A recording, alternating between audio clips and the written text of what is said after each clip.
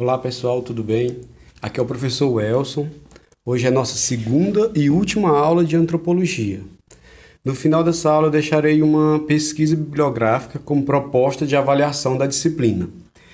Então a nossa avaliação vai ser sobre uma pesquisa bibliográfica. Vocês não vão precisar sair de casa, vocês vão fazer essa pesquisa na internet, que eu vou dar os passos dessa pesquisa no final da videoaula, tá bom? Então vamos lá. O que a gente viu na primeira aula, para que a gente retome direitinho aqui, ó. A gente viu a origem da antropologia como ciência, a importância da antropologia, as principais correntes antropológicas e os principais autores. A gente viu isso. Os autores de gabinete, quando os autores foram para o campo, o que eles fizeram com a antropologia? Como eles transformaram essa ciência numa das mais importantes para entender o mundo no qual nós vivemos. E o que é que nós vamos ver hoje como complemento dessa primeira aula? A gente vai ver o encontro da antropologia com a pedagogia, o encontro a nível mundial e a nível de Brasil. A gente vai ver a contribuição da antropologia para a pedagogia e alguns conceitos antropológicos importantes para o debate educacional e o debate cultural também. Então, nossa aula vai se pautar hoje, vai ser menor do que a primeira, vai se pautar hoje em cima desses 3 pontos que eu acabei de elencar. Então, vamos lá. O primeiro ponto que nós vamos trabalhar é a antropologia, o encontro da antropologia e educação a nível mundial. Eu já tinha antecipado para vocês. Então, esse encontro se dá como? Como é que a gente encontrou esse ponto que junta as duas ciências, a sociedade e a cultura como cenários da educação. Então aí é o grande ponto. Quando eu entendo que a sociedade e a cultura, elas são nelas que acontece a educação, como, professor, que o senhor pode me exemplificar melhor?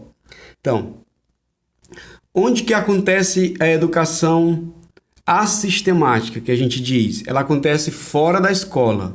A sistemática quando não tem um sistema. Então, toda vez que você aprende alguma coisa, você aprendeu fruto de uma educação. De alguém ensinar para você, alguma situação ensinar para você. Na sociedade e na própria cultura. Então, são cenários de educação. E a educação da qual trata a pedagogia é exatamente esse momento de encontro, né? Então, quando eu tenho sociedade e cultura relacionada à antropologia e educação relacionada à pedagogia, significa dizer que nesse ponto as duas ciências se encontraram, tá bom? Então, quem foram os 2 grandes autores que a gente pode elencar como autores que viram esse encontro? O Amós Comênios, do século XVII, ele defende que o papel da educação, ele defendia que o papel da educação era levar o homem ao conhecimento das coisas através da organização sistemática dos conteúdos de aprendizagem. Então, só para vocês terem uma ideia, o Amós Comênios, ele foi o autor que primeiro tratou sobre didática no mundo. Eu digo que primeiro relacionou a didática com uma prática do professor para ensinar algo ao seu aluno. Então, ele tem o primeiro tratado de didática, que é a Didática Magna, de 1632. Esse livro, ele é o primeiro livro que trata sobre didática no mundo. Então, o Comênios, ele é considerado por muitos como o pai da didática. Não confundam. Vários autores, vários professores já usavam didática, mas ele foi o primeiro a colocar isso em um documento, em um livro. Então, ele fala sobre essa questão da sistematização. No livro do Comênios, ele deixa bem claro como que o professor tem que seguir passos para poder ensinar seu aluno. E o outro, nós temos o Jean-Jacques Rousseau, no século XVIII, que ele defendia algo mais amplo. O trabalho da educação era despertar a criança para o conhecimento, a partir das suas visões de mundo enquanto criança, que depois vem ser confirmado aqui, muito tempo depois, pelo Paulo Freire, essa questão de visão de mundo enquanto criança. Então, esse é o encontro que eu posso mostrar para vocês a nível mundial de antropologia e educação e antropologia e pedagogia, né? Com Comênios falando sobre a sistematização da escola e com Rousseau falando sobre o quanto é importante o trabalho da educação em despertar na criança o conhecimento, para que ela exerça sua visão de mundo. Então, esses dois autores percebam que, ao fazerem isso, eles estão trabalhando cultura e educação. Logo, estão trabalhando antropologia e educação. O próximo que nós vamos trabalhar é o encontro da antropologia e educação a nível de Brasil. Então, houve um encontro. Onde que a gente pode trabalhar isso?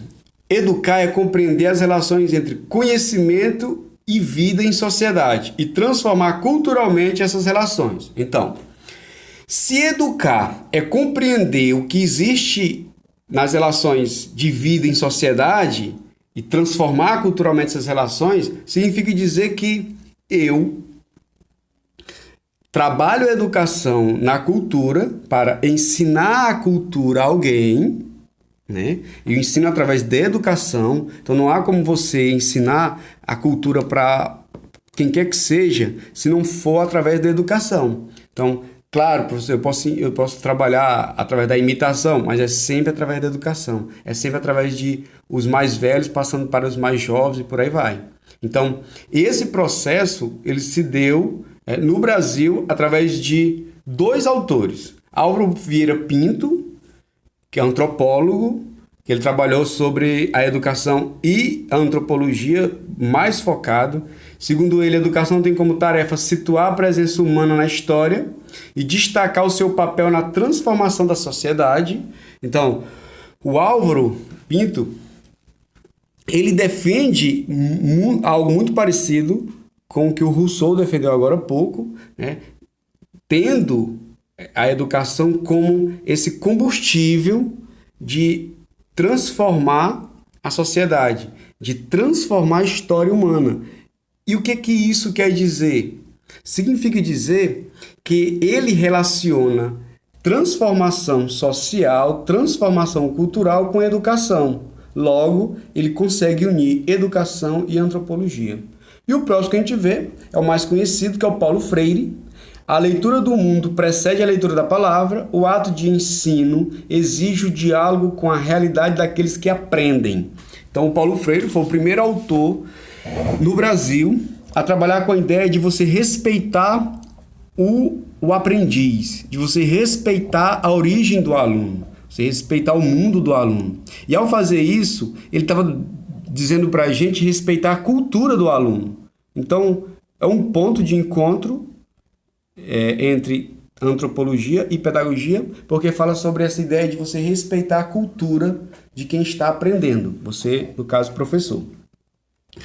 Então, depois da gente ver esses dois encontros, é bom que a gente finalize esse ponto especificamente, trabalhando as contribuições do encontro com a antropologia para a pedagogia. Então, quais as contribuições da antropologia para a pedagogia? A gente pode ver nesse momento, olha. Então, foi possível compreender com pedagogia trabalho com a construção social a partir da observação e ou formação do indivíduo. Então, a antropologia, ela observa o indivíduo, né, através das suas buscas na cultura do indivíduo. Então, ela observa esse indivíduo. E a pedagogia, ela trabalha a formação do indivíduo.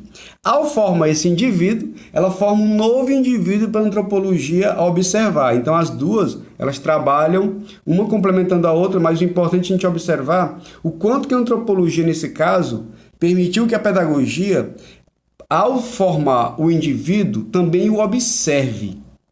Não vai só formar, ela também vai observar esse indivíduo. Então, por isso a antropologia, a importância dela para a pedagogia. A escola pode perceber a importância de se conhecer o mundo da criança, por mais ameaçador ou estranho que ele possa parecer. Então, é a antropologia que vai trazer para a pedagogia o quanto de respeito o pedagogo e o professor precisa ter com aquele mundo da criança, por mais ameaçador ou estranho que ele possa parecer. Então, é esse mundo que eu tenho que respeitar, é esse diferente que eu tenho que respeitar. Então, eu posso complementar. Como a antropologia ela observa a troca de experiência na construção social, a escola passa a valorizar a educação como uma via de mão dupla. Como assim, professor? É que eu ensino e aprendo ao mesmo tempo. Então, quem me ensina isso, quem desperta no educador isso, é a antropologia, né? Então, a antropologia ela trabalha com experiências de observação de construção social. Então, a escola ela passa a valorizar essa ideia de você também, ao ensinar, aprender, né? Então, esses seriam os 3 pontos que a gente pode observar na junção entre antropologia e pedagogia, que a gente está finalizando a disciplina, é importante que a gente deixe claro isso. Então, com a maior contribuição da antropologia para a pedagogia, na minha opinião, na opinião de vários professores de antropologia para esse curso, a maior contribuição, na minha opinião, é o que fica de respeito ao próximo, respeito ao diferente. Então, eu só posso respeitar o diferente depois de eu conhecer esse diferente. E quem me desperta para esse conhecimento do diferente é a antropologia.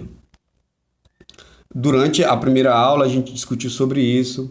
Vocês devem se lembrar quando eu falei de ritos, quando eu falei de ritos de passagem, quando eu falei de você observar aquilo que era estranho passa a ser apenas diferente.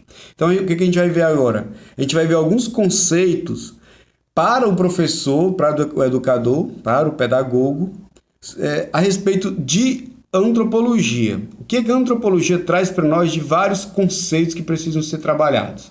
Então, o primeiro que a gente vê é o etnocentrismo. Eu vou falar do conceito dele aqui, por experimento, depois eu vou explicar um pouco. Então, é uma visão do mundo onde o nosso próprio grupo é tomado como centro de tudo e todos os outros são pensados e sentidos através dos nossos valores, nossos modelos, nossas definições do que é a existência.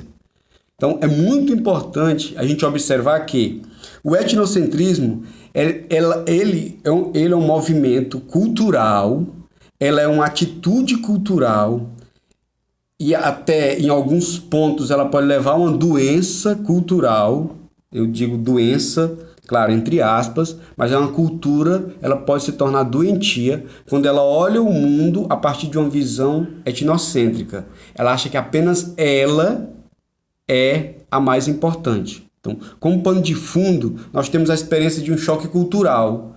De um lado conhecemos o grupo do eu, né? O nosso grupo, que come igual, veste igual, gosta de coisas parecidas. Aí então, depois que você olha esse grupo, surge o grupo do outro, do diferente, do estranho, que também existe. Então, essa é a grande complicação para o etnocentrismo, porque ele olha o mundo como se existisse apenas ele de importante. Ele não consegue entender que o outro também é importante. Então, o etnocentrismo é a visão de mundo do grupo tomando como centro do universo.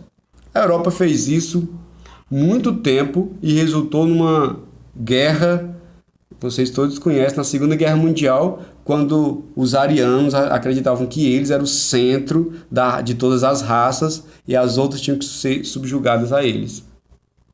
O próximo conceito que nós temos é o conceito de aculturação. Diz respeito às modificações culturais resultantes do contato entre duas culturas ou sociedades diferentes. Toda vez que existe o contato entre duas culturas diferentes, é ingênuo a gente pensar que não há um processo, por mais que seja leve, um processo de aculturação aí. O que seria isso, professor? Seria o processo de uma cultura se sobrepor à outra por seu poderio bélico, poderio econômico, poderio cultural, se sobrepor a outra e passar a influenciar a outra de tal maneira, direta ou indireta, que essa cultura que seja influenciada passe a esquecer dos seus costumes e começar a trabalhar os costumes alheios. Então, esses contatos eles podem ser diretos, provocados por colonização, conquistas militares, emigração, evangelização, e eles podem também ser indiretos através de diversos meios de comunicação social. Então, ele pode acontecer de duas formas específicas também, por destruição e por assimilação. Então, como assim, professor? Primeiro ponto sobre diretos e indiretos. Vamos dar aqui um exemplo. Vai lá que alguns evangélicos vão para o centro da Amazônia, na mata. E quando eles vão falar já aconteceu muito isso. Mas ali, quando eles foram falar de Deus, eles foram cheios de boa intenção. Mas ao fazerem isso, os índios, para acreditar naquele único Deus, eles tiveram que deixar de lado, tiveram que esquecer vários outros deuses que eles tinham. Então, e junto com aquele Deus veio a língua, vieram costumes, a Páscoa, Natal. Então, costumes que vieram substituindo aos poucos os costumes indígenas. Por exemplo, estou dando um exemplo. As questões de conquistas militares também, na base da força. Mas acontece uma que é mais perigosa ainda, que é a indireta. Você consome música estrangeira, você consome filme estrangeiro. Você, daqui a pouco, por exemplo, nós temos a questão das comidas dos fast food, comida rápida. Nós aprendemos isso com o cinema, com os americanos, essa ideia de fazer comida rápida. A gente tem McDonald's, tem vários hambúrgueres, mas também a gente tem espetinho, que é rápido. Então, é da nossa cultura, mas a ideia veio deles. Então, nós não tínhamos esse costume de fazer comida rápida. Não, a gente adquiriu com outras culturas.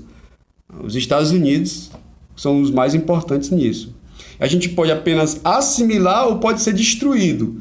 Existe também um processo de destruição de toda a cultura daquele povo e aquele povo substituir por outra. Isso, e o que é que chama mais atenção para nós hoje, que tem que chamar? É a aculturação indireta, que é o fato dos nossos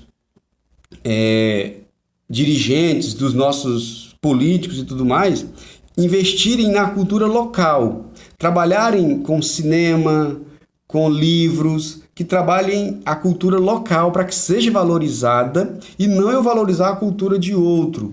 Claro, eu tenho que conhecer a outra cultura, mas não pode ser mais importante do que a minha, porque senão eu vou sofrer um processo de aculturação. Relativismo cultural, essa perspectiva defende que não há critérios que permitam classificar culturas como superiores ou inferiores a outras, é o relativismo cultural que acontece hoje, né? Então, só voltando um pouco sobre ele, as culturas devem ser vistas como igualmente aptas, né, a preencher as necessidades de seus integrantes. O certo e o errado varia de cada sociedade, então o relativismo cultural, o mais importante dele é trabalhar o certo e o errado. Como assim? O certo para mim pode ser errado para você e a gente vive tranquilo, sem problema, porque o certo para uma cultura pode ser errado para outra.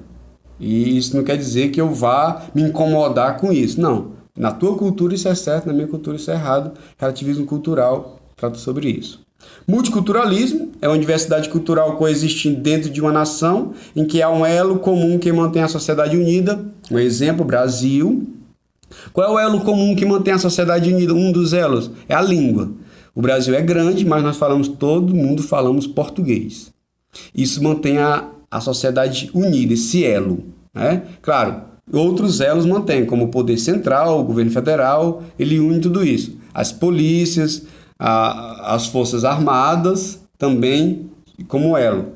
Só que nós temos várias culturas, eu falo diferente, nós piauienses falamos diferente de sulistas, do norte, do centro-oeste do Brasil, do sudeste do Brasil. A gente fala diferente. Então, a gente é diferente, nós temos a nossa diversidade cultural, mas nós temos um elo ou vários elos que ligam esse povo todo. Então, as diferenças, elas habitam o mesmo estado e devem ser respeitadas.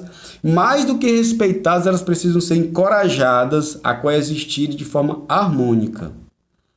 As regiões do Brasil são um bom exemplo disso, como eu acabei de falar. Muito importante olhar para as regiões do Brasil para entender o multiculturalismo. E por último, nós temos o pós-modernismo. Representa a nova fase do capitalismo em que uma série de transformações tecnológicas impactou na ascensão de novas formas de relação de consumo e de movimentação do capital financeiro. Desde a segunda metade do século XX é que a gente tem observado que tem em curso uma transformação, uma série de transformações culturais, numa velocidade absurda, o tempo passa, o tempo voa.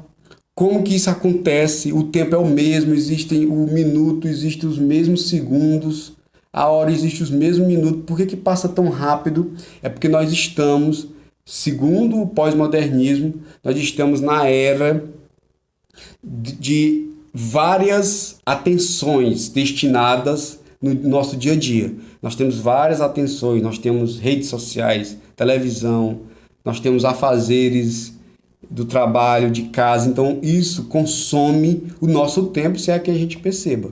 Então o pós-modernismo, ele trabalha essa revolução, essas transformações tecnológicas, faz do homem escravo do tempo, escravo da tecnologia. Isso é muito perigoso. Eu indicaria um livro para vocês do Zygmunt Bauman, que é A Sociedade Líquida. Se vocês puderem comprar, esse livro está em torno de R$40. É muito bom. A Sociedade Líquida, de Zygmunt Bauman. Excelente. Para vocês entenderem melhor esse processo. E, finalizando, eu vou passar uma pesquisa bibliográfica para vocês, tá bom? Então, o que vocês vão fazer? Escolham uma cultura atual ou passada e pesquise dentre outros pontos. Então, você vai escolher uma cultura atual ou passada e pesquisar alguns pontos que eu vou falar. Então, o que é cultura atual, professor? Brasil, China, Estados Unidos e tal. O que é cultura passada? Vai lá, os Incas, cultura passada. A Grécia Antiga, não essa Grécia de agora, a Grécia Antiga. Os romanos da antiguidade. Então, procure uma passada ou atual. Fique à vontade. Vocês vão pesquisar características políticas, sociais, culturais, econômicas e religiosas. Vocês vão colocar nessa pesquisa ponto a ponto. Quais são as características políticas dessa cultura? Vai lá, do Brasil. Quais são as características políticas? Nós temos poder, os três poderes: judiciário, legislativo e o poder executivo. Então, como é dividido isso? Vamos falar um pouquinho sobre isso. Características sociais. Como é a nossa sociedade? Pobres, ricos, classe média, como? Características culturais. Como é a nossa cultura? As características econômicas e características religiosas. Então, como essa sociedade se relaciona com a educação? Como o Brasil vê a educação? Estou dando um exemplo de Brasil, mas pode ser qualquer sociedade. Como é a educação nesse país? Mas, de que forma a educação influencia a vida das pessoas? Também pesquisem sobre isso. Sim, por exemplo, no Brasil a gente estuda para passar no concurso, estuda para arrumar um emprego, estuda para isso, estuda para aquilo. Nesse país que você está pesquisando, ele estuda para quê? Como o Estado, a organização política e administrativa, lida com a educação? Então, como é o investimento em educação? Quais são os níveis de educação nesse país? Me diga. Mas, como é visto o professor nessa sociedade? Se a mesma existia essa ocupação ou profissão. Por que eu disse isso? Porque você pode pesquisar uma cultura passada que talvez não tivesse esse nome professor e essa profissão, mas tem alguém ali que está ensinando, está no lugar dele. Então, como é visto esse professor, esse profissional ou essa ocupação, tá bom? Então, vocês vão... Aqui é meu WhatsApp, aqui é meu e-mail. Qualquer dúvida, vocês mandem para o meu WhatsApp, mas eu acho que dá para entender aí. Como é que vocês vão fazer? Vocês vão na internet, pesquise essa cultura, escreva lá, digite o que você achar de interessante numa folha e mande para mim. Então, esses pontos que eu coloquei. Qualquer dúvida, tem meu WhatsApp aí. Tá bom? Muito obrigado pela atenção de vocês. E essa é a avaliação da disciplina. Tá bom? Até a próxima, se Deus quiser.